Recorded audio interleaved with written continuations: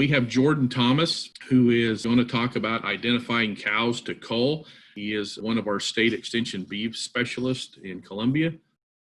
I appreciate the chance to talk about this. Unfortunately, I think probably many of us don't appreciate the fact that we need to talk about this, particularly if you are in Southwest Missouri. Things are pretty tough right now. I'd say even across a lot of Southern Missouri in particular, there's also tougher areas, particularly as we think about what we're trying to do right now, which is grow stockpiled forage for winter feeding. So as I was preparing this, what has been on my mind is that, this is not necessarily the best year to have a forage developed heifer project going on in Southwest Missouri, but Eric Bailey and I's labs do together. And it's an interesting project, but I think these two pictures of one of these groups is telling. The top picture was taken September 3rd, the bottom picture taken October 1st. And this is about backwards of what we really hope that Pesky would be doing this time of year, right? We're hoping to be moving out of a slow, summer slump type of growing conditions that we faced in July and August, and we're wanting to be moving to lush regrowth in the fall. And in much of the state, we are just not going to see the same quantity of stockpiled forage produced. So as I think about cow culling decisions, I think a really essential concept is to think about a winter feed inventory. And to me, that's really the essential starting point, right? So stockpiled forage, as was talked about on our call last week, if you were with us last week, and I'm sure is brought up a lot on these calls, that's really a fantastic winter feed. To feed cows, to feed growing classes of livestock as well. It's really a fantastic feed for the winter. Of course, we have other opportunities, and on other weeks we have talked about grazing corn stalks, and that as an opportunity in some areas. And if you're interested in that, you can find all of these previous town hall meetings on the IPM YouTube page, and so we can direct you to those. But often what most of us are going to do, and what I really wish we would start to be more creative about getting away from, is feed hay. And that has become a staple of the cow-calf system, not only in Missouri, but nationwide. And I'm going to poke at that a little bit today. But in terms of a winter feed inventory, what we're really trying to get at is an honest calculation, ideally on paper and with actual numbers, not just with an eyeball estimate, but calculating some form of carrying capacity that we actually have. And you could do that, in pounds of dry matter forage that's out there in the pastures, and also thinking about, the hay stores that you have, or the opportunities to graze other, crop residues and things like that. At the end of the day, you're trying to get to something like, how many animal unit days do you have? How many animal units can you carry, and for how many days? And if you haven't thought about things in that terminology before, I'd encourage you to reach out to an extension specialist, and that could be, an agronomy specialist or a livestock specialist in your region, and they would be thrilled to work with you to think through those considerations. So if you don't know who that person is exactly, it's pretty easy to find out. Just go to extension.missouri.edu. And, I'm really proud of the team that we have all over the state of Missouri. And I think every one of them would be able to help you out in thinking through that carrying capacity, and then also in some of the considerations related to how you potentially feed and supplement as needed. So from my perspective, the number of animal unit days that you really have available dictates one of two things: either destocking and bringing animal units down, right? Or purchasing feed to essentially bring days up, right? And that's what we're really trying to do. Now often we talk about, is it profitable to purchase that feed rather than destock? So that's kind of the profitability is always a should you question, right? Does it turn a profit? There's another consideration though. Is it possible to cash flow it? Which is, can you, regardless of whether or not it's profitable, can you actually cash flow that? I think we're reasonably good at thinking about both of those questions, but what I think that we're not good at is this question, or these two questions that are often unasked, which is something else more profitable than that, right? You may be able to turn a profit by keeping existing animal units through the winter. But is that really the most profitable use of that resource, of that dollar, of that grass? And could something else actually cash flow more easily? So I'm gonna point you to a couple articles that I think will get you thinking about this more, if maybe you're not used to thinking about that kind of piece. But Eric Bailey wrote a really nice article in Progressive Cattle just a few weeks ago, in which he pokes at this idea of hay and potentially kicking that hay habit, which is an expression that's been used in Missouri for several years now. But over 60% of that annual cow cost is really tied up in feed. And so there are some alternative business models that look at using this flush of spring growth and this flush of fall growth that we at least get in better years than this one, in a more profitable way than turning that into what's often a low quality hay product. The other one that I'll point you towards is really more in line with what I'm going to talk about, which is I see long hay feeding seasons and long calving seasons as really the same problem, as just different sides of the same coin, different manifestations of the same problem. And that's the case I'm going to try to make now. So in terms of destocking cows, which is a reality, I think, for many of us, particularly this fall, unless we're going to purchase a tremendous amount of feed. What do producers actually do when they consider which cows to cull? So if you look at the National Animal Health Monitoring System survey that USDA conducts about every 10 years, if you look at the most commonly cited answers, I think it's actually pretty telling. Age and bad teeth is considered age or bad teeth is considered the primary reason that the cows are culled in the United States. Now, if you add all of these up, they add up to more than 100%. And that's because we often are counting two reasons when a cow is culled, not just a single reason. So the numbers are a little bit hard to interpret sometimes. But number two is pregnancy status. And that pregnancy status is generally defined as open or aborted, okay? Now, obviously, drought, herd reduction, that's listed on there as well. But the point I want to make is I think we can do a lot better than this as an industry. If the primary culling considerations for cows are just that those cows got so old that they can't harvest their own feed, or that they are just failing to become pregnant, I don't think that's pushing the needle enough, pushing the envelope enough. So I don't mean this to be too argumentative, but sometimes I hear people say, well, if we ran it as a business, right? If we ran it as a business. And that sort of gives away the idea that sometimes we don't really treat the cow herd as a business. So if we treat the cow herd as a business, if we're going to expect profitability out of it as we would out of any other business, how would we make culling decisions? I think we would think about it as if the cow herd was an investment portfolio, and individual cows within that herd I was looking at as an individual investment within that portfolio. And what I would be really interested in is what is the total value of her calf at weaning?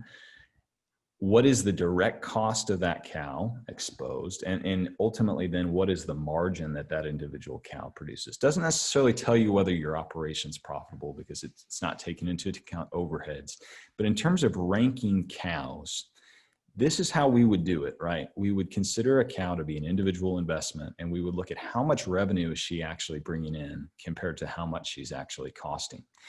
Now, University of Missouri Extension does a nice job of putting together a cow-calf planning budget. And there's actually two versions. One is the Southern Missouri version, and one is the Northern Missouri version. Those are available at those links below. They're pretty easy to find if you just search for them as well. But I wanted to summarize my takeaways as I look at a budget like that. And both of those, by the way, project pretty substantial losses this year if you use the typical industry average numbers. So what are the major determinants of gross margin per cow in a commercial cow-calf enterprise? Number one, no doubt about it, I'll say this even as a reproduction specialist, not my discipline, but it's feed costs, okay? How much does it cost to carry the cow in terms of feed and supplementation? And most of the time, we're talking about the winter months being the expensive months, particularly in the state of Missouri. But number two is cow depreciation. So how many years does she conceive and calve and wean a calf before she's culled? And just like a pickup truck, right? If you depreciate a pickup truck out over 2 years, that is a much more expensive pickup truck to own than the pickup truck that you can keep for 10 years and depreciate out over those 10 years. And a cow is much the same way. So the years of productivity that we get out of a cow really matters. And also the point in time at which we sell her and how valuable she is at that point, that matters as well. Age of calves at weaning is something that I don't think we think enough about because weaning weight is not just a function of the genetic merit of the calf or how the animals are managed. It's a function of just simply how old is that calf at weaning. And that means when was that calf born in the calving season? And that means when did that female conceive during the breeding season? And then lastly, we're talking about the quality of calves weaned. Now, obviously that's important. Genetics matter. I'm a big advocate for, genetic improvement in the beef industry, any management practices that improve health and carcass merit and even things like visual appearance of calves. Those all matter. But a lot of these other factors are really the major determinants of profitability. And the point I want to make is cow depreciation and age of calves weaned, and to some extent the quality of calves weaned, is largely dependent on reproductive management and the culling decisions that you make that take reproduction into account. So consider a 60-day breeding season, okay? And I have it on the top and the bottom side of the screen, but let's just look at the top here first. So most of us would call a 60-day breeding season a pretty well-managed breeding season. Certainly it is, considering, much of the industry still does not do a managed breeding season and essentially calves all year long, right? Gestation in cattle is 283 days. So that animal that conceives on the first day of the breeding season calves on essentially the first day of the calving season. There's this period of time after calving in which she's not having normal estrus cycle. She's not having estrus cycle. She's not capable of becoming pregnant because she's not initiated that cyclicity again. But if she calves early, she's estrus cycling again at the start of the next breeding season or very early on in that breeding season, she's likely to conceive early again. The cow that calves, though, or that conceives, on the last day of the breeding season, even if it's a well-managed, relatively short breeding season of 60 days, she calves essentially on the last day of the calving season. What happens? There's a period of time in that next breeding season in which that female is not even having estrus cycles and not even having the opportunity to become pregnant. So here's my question. Which cow falls out of the herd faster? And remember, that's which cow depreciates with a higher annual depreciation cost, right? That's really what that is. Well, obviously it's the cow on the bottom side of the screen. And there is data to back this up, right? So this is the effect of a cow falling out of the herd as a result of being open the next year, simply as a function of when she calved this year. And what you see is that cows that calved in the first 20 days of the calving season are very unlikely to fail to have a calf next year, to fail to conceive. But those cows that calve later, there's this stair-step relationship. And if they're calving substantially later, it's very likely, all things considered, that they fail to have a calf next year. Here's why I always show this. This is a 1958 paper. We've known about this stuff for a long time, right? And it's still backed up today. This is a more recent paper out of 2013. And this is looking at it somewhat differently. This is just how long do heifers remain in the herd as a function of when they conceived in their very first breeding season. And so this solid black line is heifers that conceived in their first estrus cycle. And this next line is the heifers that conceived in either the next estrus cycle or the next cycle after that. So the next 42 days. So still a well-managed situation, right? This is actual real-world producer data on commercial herds. This is collected by the U.S. Meat Animal Research Center. What happens? This is the percentage of those heifers that remain in the herd as 2-year-olds. So entering, breeding back as 2-year-olds and remaining in the herd. What happens? There's a greater degree of fallout if those heifers conceived late their first year. And I think we all know that in first calf heifers, right? But do we know that still happens as 3-year-olds and still happens as 4-year-olds and still happens as 5-year-olds? All the way to the point that a large proportion of those heifers that just conceived late their very first year, they're gone much earlier than those heifers that conceived early. Remember, that's depreciation cost, right? That's depreciation cost that we have to account for every year. Same example, which cow in this situation brings in the most revenue? And what I mean by that is weans the heavier calf every year. And also, by the way, as a result of staying in the herd longer, weans more total calves, weans about 1.2 more calves just because of the function of staying in the herd longer. Not only does she wean more calves, she weans heavier calves every single year. This is that same data set. I showed here a couple slides ago, heifers that conceived in their first estrus cycle versus their second estrus cycle versus their third estrus cycle as a heifer. This is the weaning weight of the calves that they produce that next year. That makes sense, right? Those calves are younger. But just as a function of when they conceive that first year, they also have an effect in terms of how much weaning weight they actually produce in year 2 and in year 3. That's because they're conceiving later than their peers in later years. In fact, in these first 6 calves that they produce, if you actually add up that difference, that's about another calf. So not only are they weaning 1.2 more calves, they're also weaning about another calf worth of weaning weight over that same period of time. So consider that. That's a substantial difference. How much is that difference? This is in kilograms, right? If you actually think about what an estrus cycle represents, generally a calf prior to weaning will gain about 2 pounds a day, roughly, give or take, sometimes a little more than that, particularly our higher growth steers.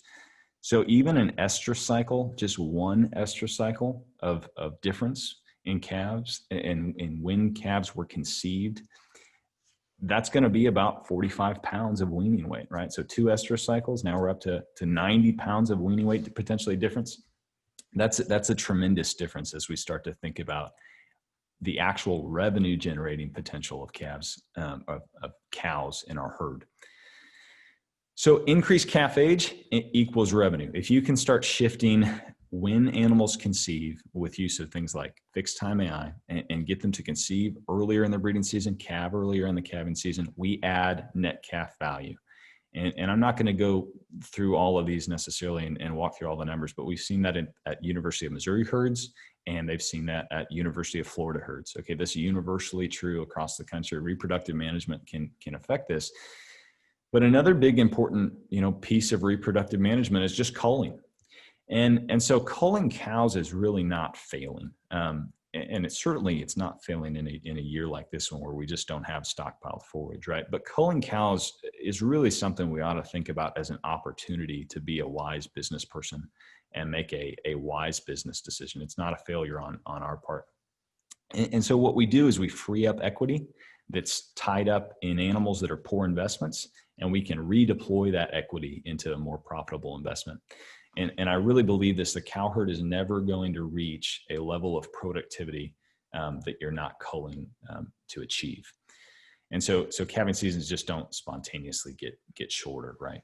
And so if you want to have a shorter calving season, you really have to have a shorter breeding season, or you have to market the late conceiving females based on a pregnancy diagnosis. I think we all know that we have to market open females, or at least we should know that. But really also those later conceiving females are just not profitable investments. And if you ran the numbers for those individually, those cows are often actually generating a net loss. So in a year like this year, our hands are maybe a little bit tied, and we need to get animal units off of the farm just to stay afloat in many cases. And that's depending on where you're at in the state. But really also, even if you're not facing a drought condition, I think that these same considerations apply, which is that you need to make a decision to cull a cow based on her performance. It doesn't necessarily mean that you sell her today, but in fact, you may need to wait, for example, until the calf at side is weaned. Certainly, it's a lot harder to cull fall cattle, fall calving cows right now, essentially during the calving season. It's hard to capture that value of what a pair is actually worth, or what a really late P3 cow is actually worth. I get that. But for spring calving herds, certainly right now is a great opportunity. You have calves weaned off to market cows based on a pregnancy diagnosis, based on when they actually conceived. And that is just a really great tool to not only solve this problem of being a little bit overstocked compared to your winter feed inventory, but to actually make your herd more profitable, more productive. I think we get tempted to think about things in these terms of, I can keep this cull cow, or I can add condition to her and I can get paid for that, because look at what lean cull cows are worth right now. Or we might think, well, I can carry this cull cow into the next breeding season and maybe get her bred and market. Bred cow is worth more than an open cow.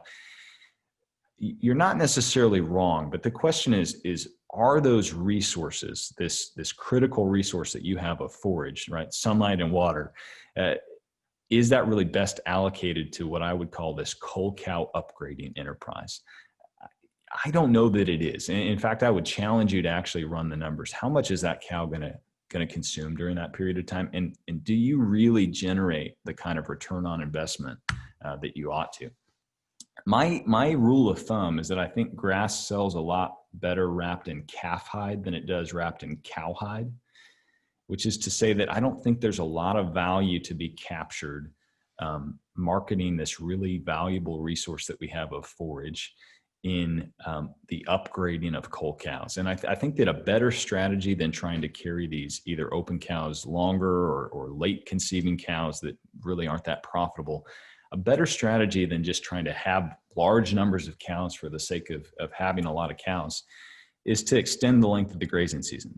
So reduce costs, feed less hay, feed less supplement, maybe even get away from hay production, just purchase hay as needed for a very minimal hay feeding season. It may take you several years to get to that point, but begin down that path and make some progress. That's a great opportunity. Another one is to add additional weight to calves post-weaning. And that's that idea of, the grass sells better wrapped in calf hide. There's a lot more money in most cases to be made by adding post-weaning gain to calves than there is in just having more lowly productive cows. The other opportunity, of course, is rather than doing that, you could just increase the number of really highly productive early conceiving cows that you have, and maintain those numbers, but maintain them with cows that really generate a return. And another idea that is certainly reasonable is to think about, running fewer cows and adding a stocker enterprise that you do during these peak months of forage availability, bringing calves onto the farm, either as stockers that you purchase or just finding someone that's interested in working with you on a custom grazing type of situation. That's very uncommon in Missouri still, particularly integrated with the cow-calf operation, but you can do it and sure get along well. And that is being done more so in other states. I'm gonna cut it off there. I hope I didn't go too long. If you're interested in some of what you've heard today, just from a reproductive management standpoint, I'd encourage you to reach out to me on Facebook or YouTube. I have a Mizzou Repro YouTube channel and Facebook page. It's fairly active and enjoy communicating with all of you all there. And we put out some videos and things like that as well. So with that, here's my contact information. I'd love to visit with you about some of these things. I do think this is how we make a lot of progress in the cow herd, frankly, is wise culling decisions. So feel free to give me a call sometime, or you can sure shoot me an email as well. We're reviewing the genetics and data of bulls we would like to use to sire calves that will be grass-fed and grain-finished. There's a lot of data available on bulls that have been developed on a hay and grain diet, but nothing I can find for bulls developed on a strictly grass diet. My question is this: will a bull with superior growth ratio on grain have a superior growth ratio on grass, everything else being equal? And I have the same question for marbling. Yeah, so those are really good questions. So interestingly enough, I have a grant proposal that was just submitted the other day that is actually focused on that exact question, which is trying to apply genetic selection tools that we have specifically in more of a grass finish context or more of a grass based system as opposed to something that is maybe a little more conventional. So I want to say that we don't exactly know the full scope of the answer to that question, but I will also say that for many traits, those animals are not re-ranking. In other words, the animal that tends to produce a lot of intramuscular fat, marbling, it doesn't really appear that there's a lot of good evidence that the animal that does that or that doesn't do that in a conventional system all of a sudden does that in a grass finish system or vice versa. So for something like marbling, it's reasonable to think that those animals are not re-ranking. In fact, I would encourage you, if you are going more of a grass-finished route, putting selection pressure on marbling to a greater extent than you might in a conventional operation makes a lot of sense if you do have a way to capture that value, just because that can sometimes be a limitation with a grass-finished product. I think your other point was about growth or intake. For the most part, those things are also going in the same direction. And I would actually, I would suggest that for a grass-finished animal, it's not like we necessarily want a low-growth animal. We want an animal that has a lot of genetic potential for growth, but we arguably maybe want an animal that finishes at a more moderate overall mature size. So if I go much deeper than that, I'll probably get in trouble with Jared Decker, our state extension beef geneticist. So he's probably the better answer on that question, to be honest with you, but I appreciate it. You talked about preg checking. When is a good time to do that? And how many days pregnant do our cows, heifers need to be? And I'm talking spring herds probably for that to work. And what do you need to do to kind of get that coordinated? So in terms of preg checks, pregnancy diagnoses in animals, some of it depends a little bit on your goals and also how the breeding program was managed.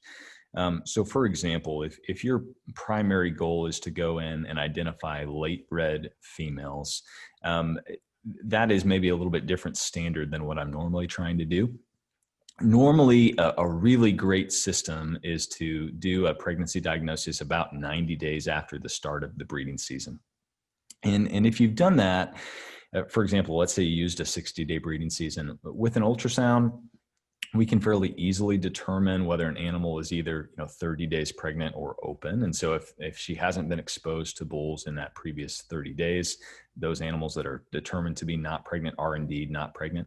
And now if a bull was running with them, we wouldn't know if they were not pregnant or just not detectably pregnant. And so that is an important distinction, is it kind of depends on what you're trying to do. If you are trying to use, for example, an artificial insemination program and then turn in natural service bulls, say 2 weeks after that AI occurs, then in that case, you may want to be, early enough that you can really accurately determine whether that pregnancy resulted from AI or from natural service. You can still do that at 90 days. And that's part of why I like that 90-day mark is a great mark to shoot for, is it allows me to visualize everything that occurred in the 60-day breeding season confidently, and also still really accurately determine fetal age. So that's a great tool. Now that said, a lot of people are trying to do slightly different things. And so if you do have a question on what's a good time to do that, your veterinarian is a great resource, and they can help you figure out when that ideal time is. And you could sure reach out to your extension specialist as well, and we can give you some more nuanced ideas.